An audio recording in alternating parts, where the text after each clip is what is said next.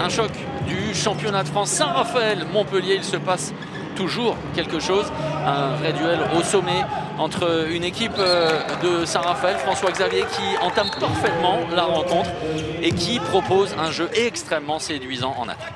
Il se passe toujours quelque chose, il se passe beaucoup de choses dans cette première période avec un rythme incroyable tenu par les Raphaélois qu'on attendait plus sur un rythme plus calme, en tout cas en posant le jeu.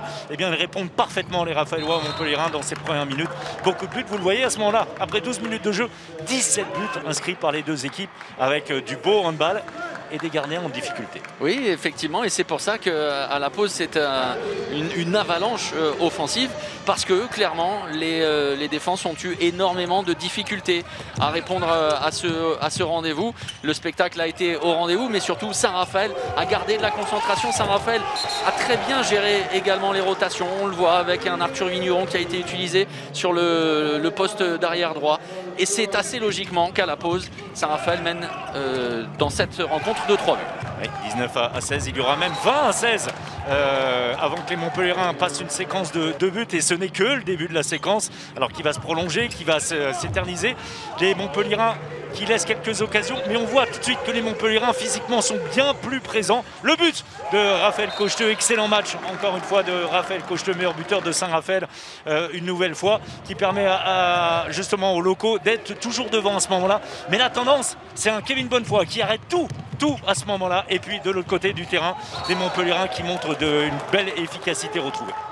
Avec une volonté de révolte, effectivement, de la part de Montpellier, une bascule totale dans cette rencontre, avec le dernier quart d'heure totalement à l'avantage de Montpellier, mais surtout une qualité.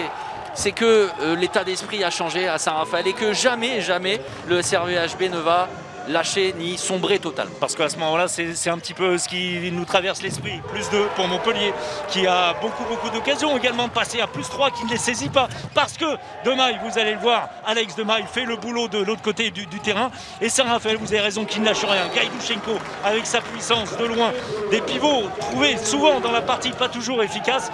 En tout cas, Saint-Raphaël est dans le match, vous le voyez, à 3 minutes 10 de terme de la partie. Eh bien, c'est Saint-Raphaël qui a l'occasion de passer devant. Et on parlait sans doute également des rendez-vous par le passé. Dans les derniers instants, regardez cette dernière action. Un Alexis Borges qui demande aux Raphaélois de reculer.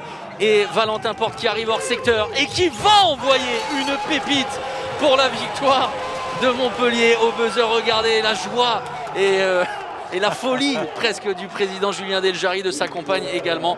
Et la satisfaction, la tristesse à l'inverse. C'est extrêmement frustrant pour les Raphaélois qui pensaient être près de la vérité. Mais c'est un succès important pour Montpellier qui repasse 2e du classement. C'est comme ça, c'est le jeu. Moi je pense que déjà ce qu'il faut retenir, c'est qu'on s'est bien battu. Moi ça fait longtemps qu'on ne s'est pas battu, je pense, comme ça jusqu'au bout, à y croire jusqu'au bout. Parce qu'on avait beaucoup de temps faibles, je trouvais, sur nos matchs. On avait des temps faibles qu'on n'arrivait pas à gérer.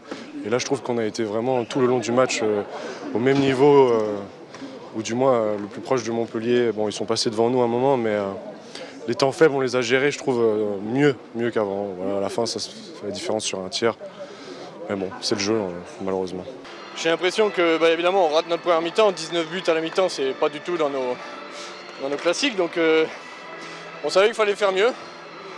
Après, j'ai l'impression qu'on reprend bien le match en main, avec beaucoup de sérénité, d'expérience. Et là, je nous en veux un peu parce qu'on se précipite alors qu'on est devant de 2-3 buts. Alex nous fait des belles parades, les maintient en vie, et j'ai l'impression qu'il allait nous glisser entre les mains ce match.